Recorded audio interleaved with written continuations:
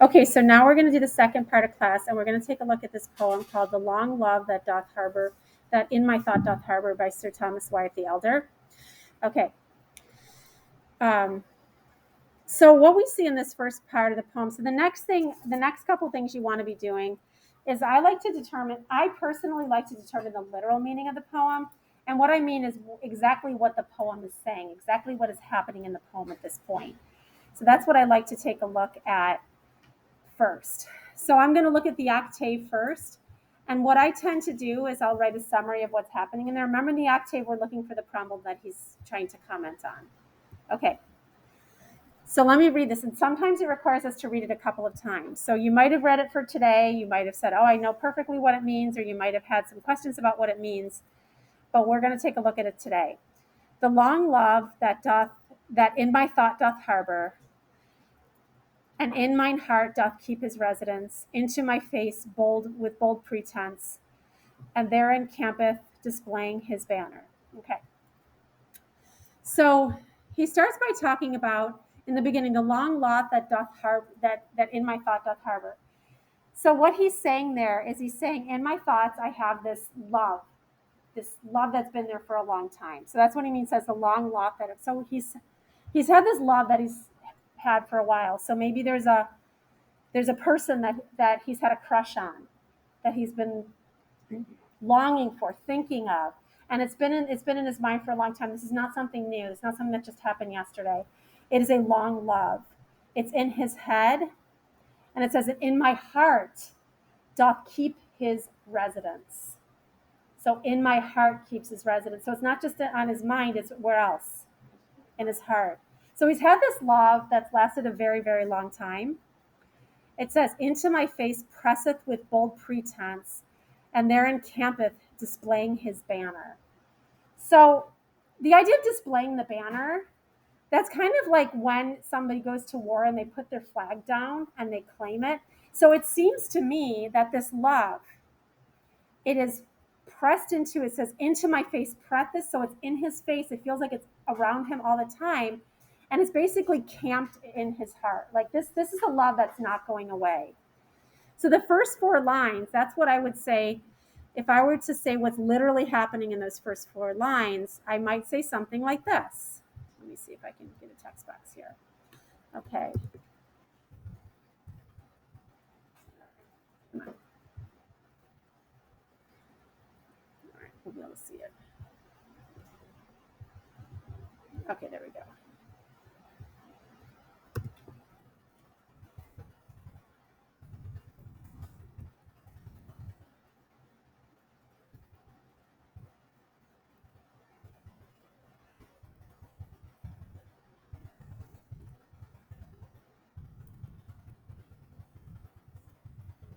Okay, so I'll give you guys a chance to copy that.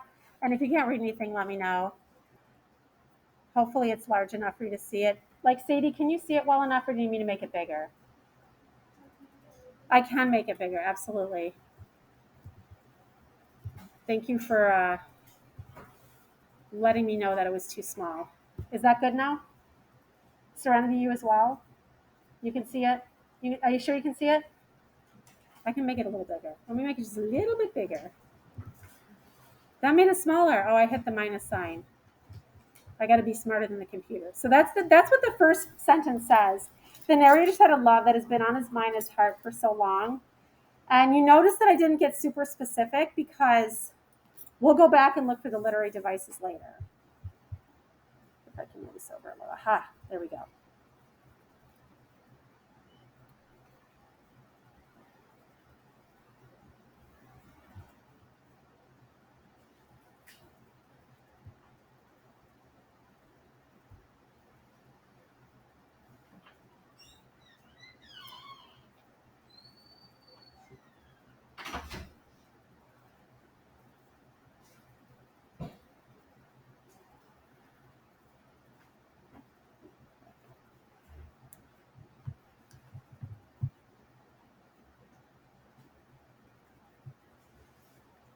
So while I'm waiting for everybody to catch up, if you really like, just to let you know, if you really, really, really are like, I can't have this at home for whatever reason, I'm going to lose it, or I got a little brother that's going to mess it up, I can take it for you.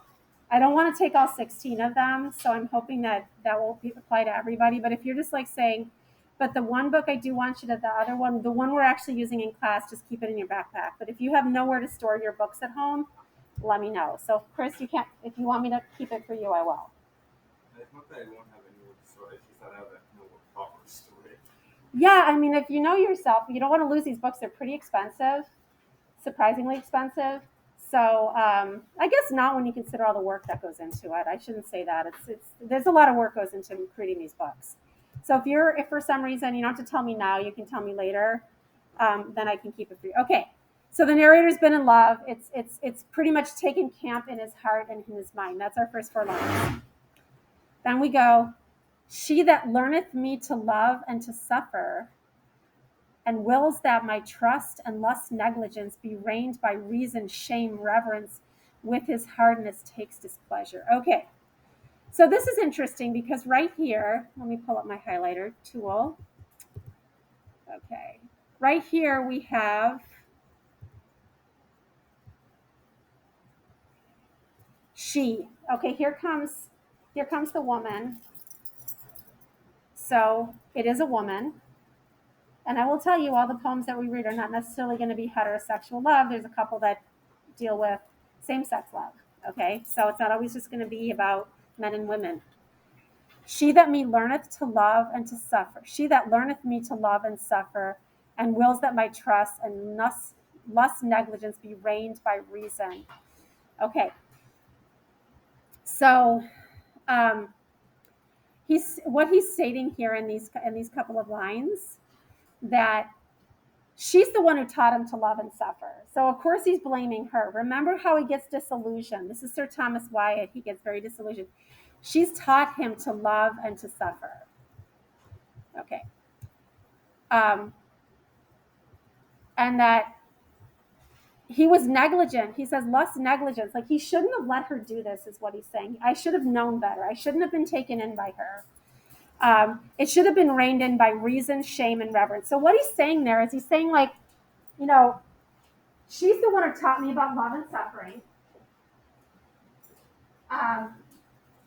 But it was negligent on my part. My lust negligence, it should have been reined in. Like I should have controlled myself. I should have been ruled by reason, my brain, or shame, like having some sense of modesty or reverence. So he feels like he's been a victim in a sense to this love.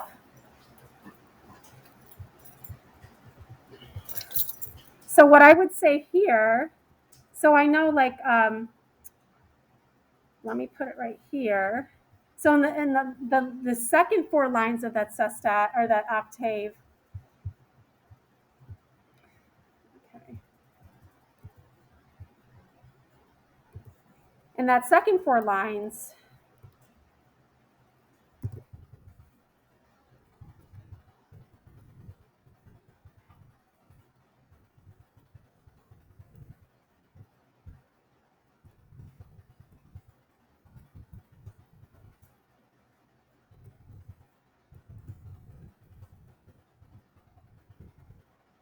okay, okay.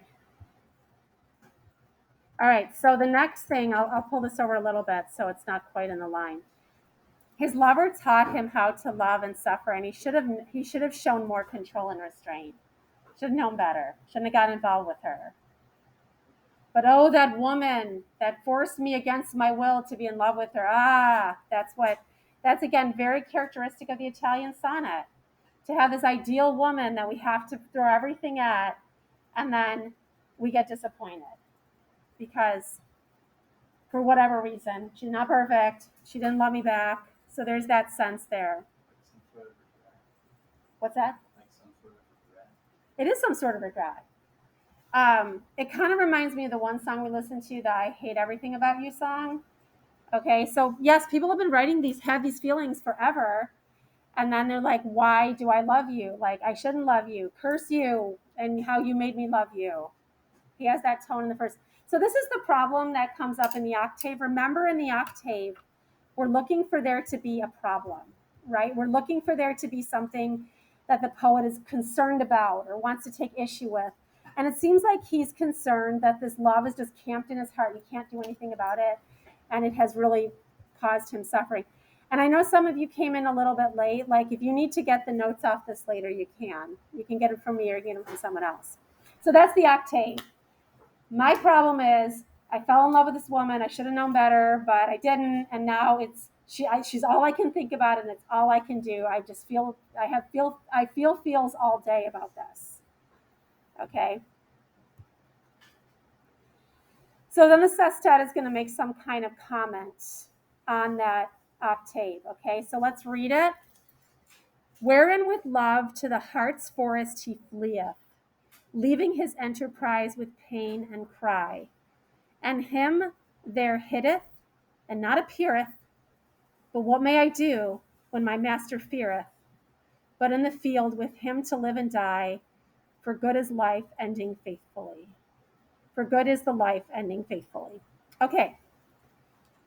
All right. So let me take a second look at that, and let's see if we can read it along with me and see if anything falls out of it for you. Because like sometimes when I read things a couple of times, I notice something I didn't notice before. Wherewith the love to the forest he fleeth, leaving his enterprise with pain and cry, and there him hideth and not appeareth. Where may I do when my master feareth, but in the fields with him to live and die? For good is the life ending faithfully. Now I'm thinking that's a D. I don't know. C, D, D. I don't know. Because faithfully seems to kind of, I'm going to change my mind on that. I think that's probably a D. So it's C, D, E, E, D, D. Okay. Does anyone have any idea what he's saying in the sestet? Any idea? He left something behind. He left something behind? Something living. Something living. Okay. Anything else? He's sad about something for sure. Anything? What's that? He's questioning what he could do. He's questioning what he can do. Okay. He's talking about what he should do. He's talking about his love. He's talking like he uses he is. So when it says like that he's leaving and there him hideth, he's saying like his love is hiding. And like yeah, the love is his love. The love is that's a very good observation. He uses the masculine pronouns for the actual love that he feels. Yeah. He's referencing himself like that, right? Yeah, he is referencing himself. He's referencing his love. Where with the love to the forest he fleeth. So love is being personified here. So that's a good point you've made, and I'm glad you said that the way you did, because what this shows is that you don't have to just do one thing at a time. You went to the place of like he's using personification here, right? He's making love into a dude, right? Love is fleeing. So it isn't necessarily, you might also, as you go through, you might notice things that are not literal meaning. And that's okay. Like it's hard to kind of go in a perfect order when you do poetry. So love to the heart's forth he fleeth. Love flees, leaving his enterprise with pain and cry. And there him hideth and not appeareth. So what he does, what I take this to mean is that he's retreating within himself. So the forest is kind of a metaphor for like the forest is a wild place. Like we don't really see it that way now, but the forest would have been kind of a wild, uninhabited place in the Renaissance, and that's where our context comes in. It's like I'm going to withdraw to a place that is wild and fierce, and I'm not going to appear again.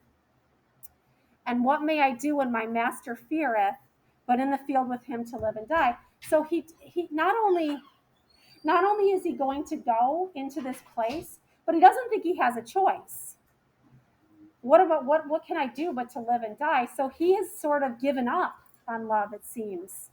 So if the problem with the set up by the octave is that he has this love that is just tearing at him, that is just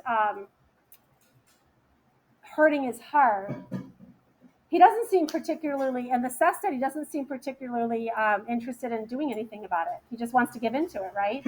He's just going to retreat within himself. He's just going to go off into the forest being a metaphor for his heart and sort of separation. And he feels that in doing that, he's actually being faithful to his love. So I would say my interpretation, and there's always going to be more than one interpretation. So my interpretation here, how I might look at these lines.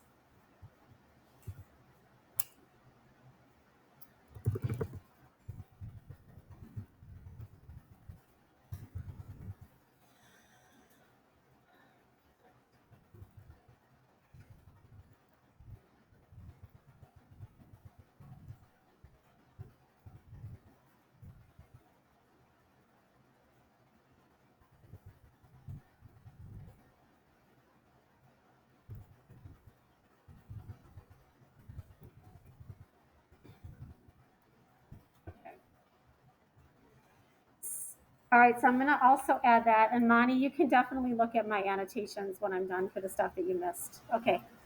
So the narrator seems content to retreat into the misery of his suffering. He feels he has no choice. I'll give you guys a chance to write that down.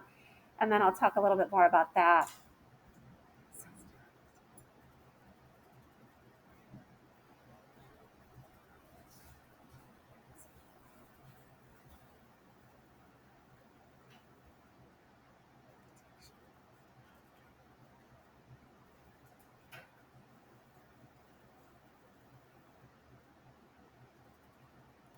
Okay, so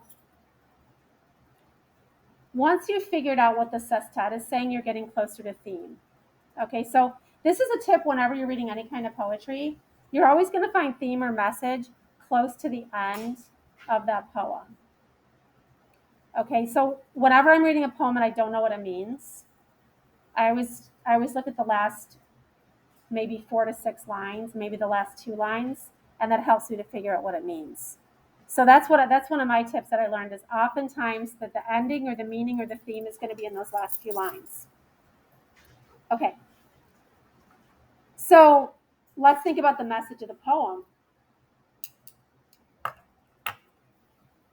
How many of you have ever had to nurse somebody through a really bad heartbreak? Anybody? There's a lot of I don't know if there's a lot of I'm never dating again. This is not worth it. I'm never going to love anybody like I love that person. No one's ever going to love me again, right? Isn't there a lot of that? If you've ever had to nurse somebody through a really bad heartbreak, there's a lot of those fatalistic statements. There's a lot of love sucks. I'm never doing this again. I'm never dating anyone ever again. And that's kind of what he's saying here. I should have known better. I should have never gotten involved with this woman. I knew she was trouble. Cursed her. I'm just going to lie in my bedroom and never come out again. And I'm never going to fall in love again. And that's basically what he's saying here. So that's the message of the poem. The problem of the poem, set on the octave, is I have this love that has absolutely devastated me. And his comment on that is, what else can I do? This is how it goes. That love, it's too powerful for me to fight, that feeling. And of course, that's how a lot of people feel. Unless they were the one who maybe initiated the breakup, if you got dumped, if you feel like this person hurt you, this is maybe the first place a lot of us go. We go to this place of, why did I do this? I should have known better. I should have had more. What does he say in the first line, first part of it? He says, I should have had more reason, shame, and reverence. I should have had more. I should have known better. And so he learned from her how to love and how to suffer. So he feels like that love has just overtaken him. And this is very typical of the Italian sonnet, where it's overwrought. It's like, oh my God, my life is ending because I can't have this woman. Very typical of the pattern that's set by those Italians in their sonnets. Okay? All right. Questions so far? Now, what I'm going to have you guys do is I want you to go through the poem, and I want you to, now we're going to turn our attention to this list that I gave to you in the beginning of class.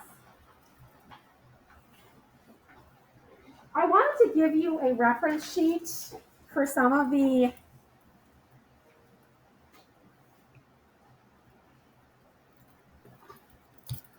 things that, and I kind of want to add one too. Okay, let me have you guys add one to this sheet. All right. Okay, I'll leave that up there. The word I want to add is diction, because I think that's really helpful to use when you're discussing poetry is diction. So we'll add that in a second.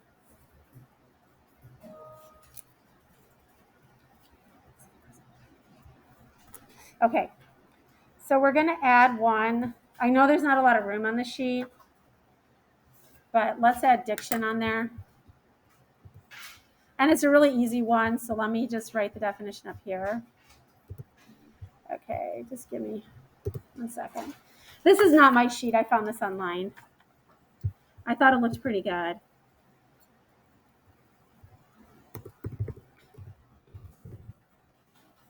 Let me make this a lot bigger for the people in the back.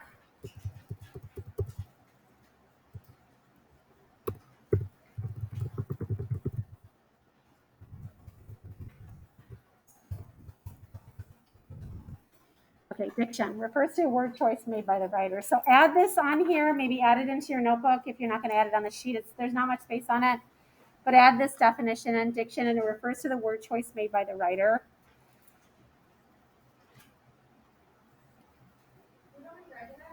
You can write it, if you can squeeze it on the sheet, you can write on the sheet, or you can also just put it into your notebook.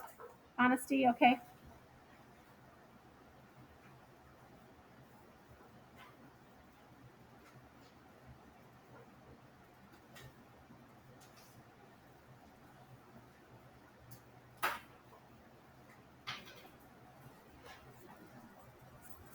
Okay.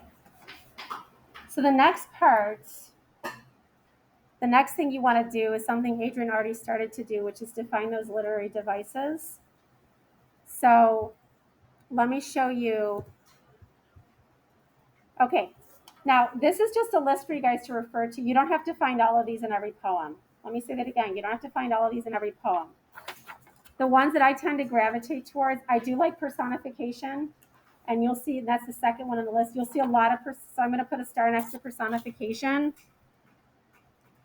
You'll see a lot of that in poetry in general. Metaphor and simile is just always really easy to find. Imagery, I like that one as well. And symbolism. So those are some of the ones that I tend to look for, but there's more than even is on this list, but I wanted to give you guys a starting point. So what I'm going to have you guys do, I'm going to give you 10 minutes to scan the poem, and I want you to see anywhere you see any of these literary devices. We're just identifying at this point. We are not analyzing them yet, you're just identifying them. So go through the poem and see if you find any of these or any other literary devices that aren't on this list. But you can always find imagery, metaphor, personification. Those are usually pretty safe bets to find in a poem. And if you're overwhelmed by this and you don't know what any of these mean and you don't remember doing this in a previous English class, just do the best you can and we'll go over them in a second. So let me give you about 5 or 10 minutes to look through the poem and see what you find in it.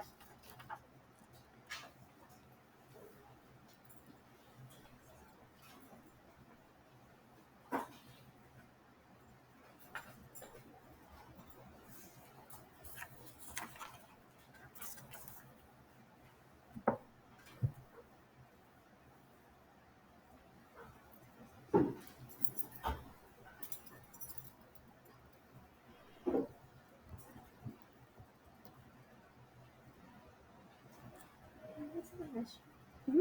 Let me give you a test.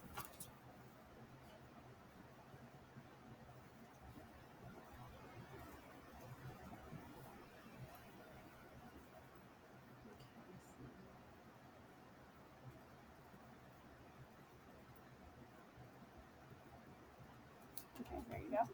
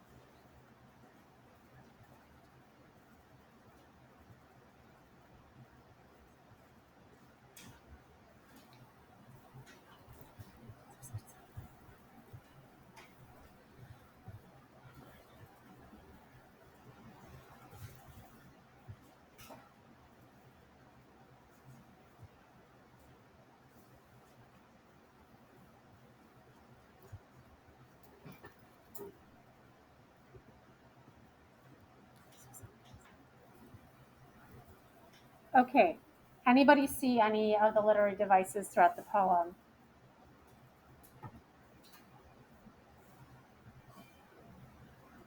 The last one was hyperbole, right? Which exaggerated that she went over that.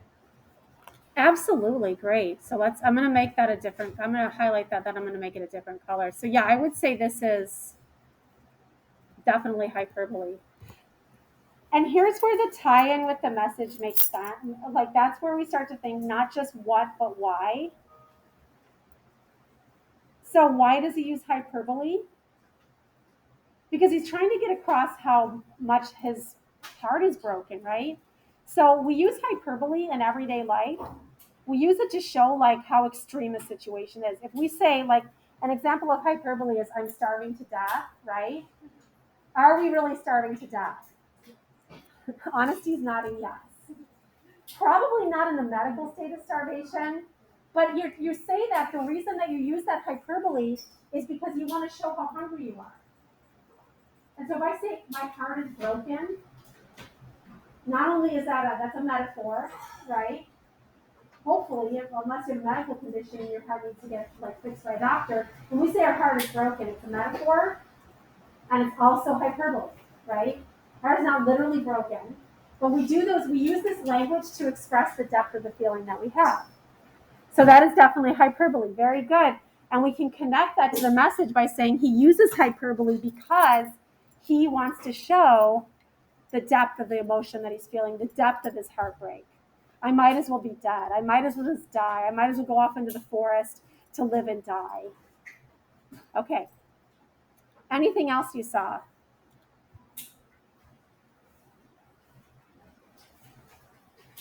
Well, while you guys were doing that, I went through and I really liked Adrian's observation about love being personified male. I thought that was really interesting.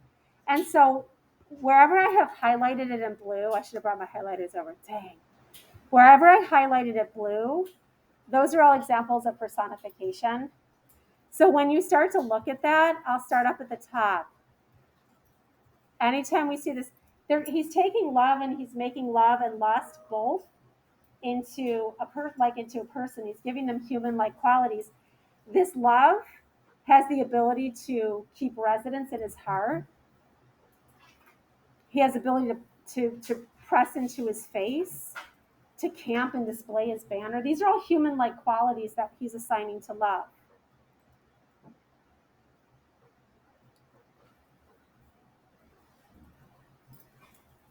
So all of these different things that I've highlighted in blue, those all, and the only time he uses a female pronoun, I thought that, Adrian, that's like a really good observation. I hadn't made that observation. So I'm really impressed. This is the only time he uses a female pronoun is to talk about the actual, and I'm assuming that's to talk about the actual woman that he's smitten with or has been dumped by or whatever the situation is. Otherwise, it's all masculine pronouns. And why? The question is why? Well, we don't really know Maybe he's writing in the style of the time.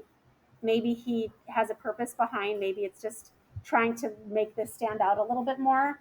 So the analysis comes in sort of speculating not just what they did, but why they did it. And that's what we talk about, how the poet uses language. We're not talking about the what. The what is kind of easy. I mean, not 100%, but you just find it like, oh, here's a simile, like or as. Here's a metaphor. It's obvious it's non-literal use of language. So the question when you do analysis becomes, why does the poet make the choices that they do?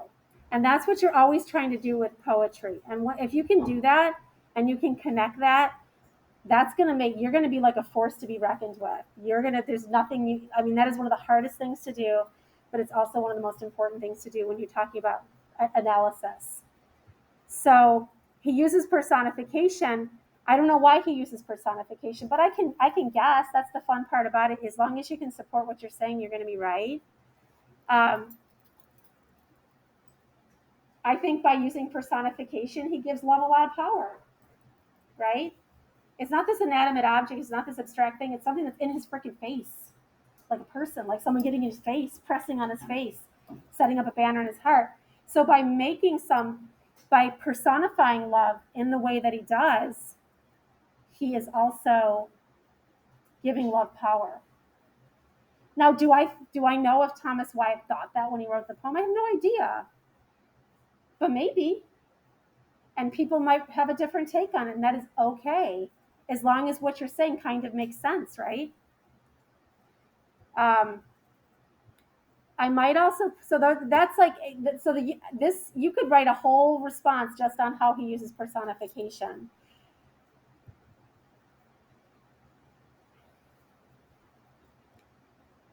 And this word heart,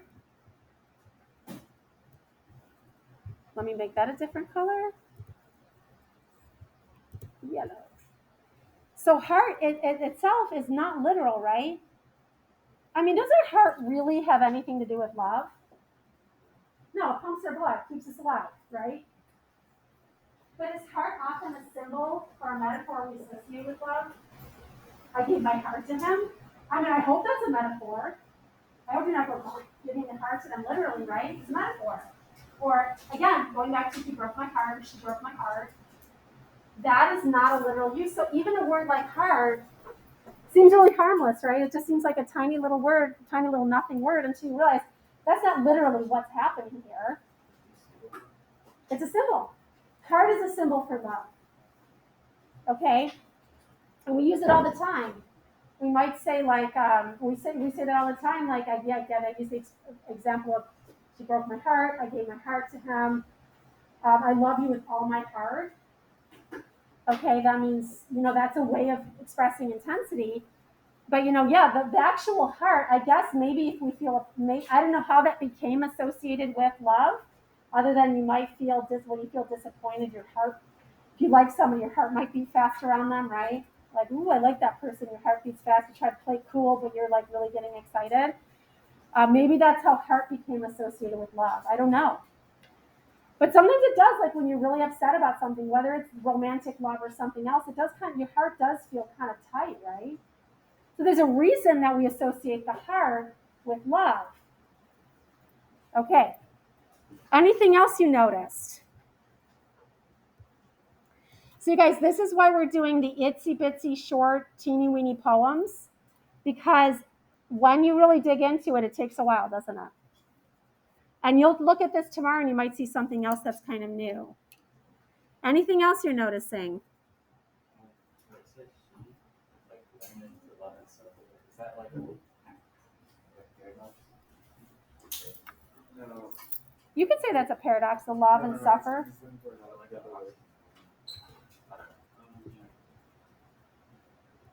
Oxymoron. Yeah, I think so. Oxymoron is showing like What's that the right? tiny values. That's the same color. That's That color doesn't oxymoron. look that different. That's kind of it.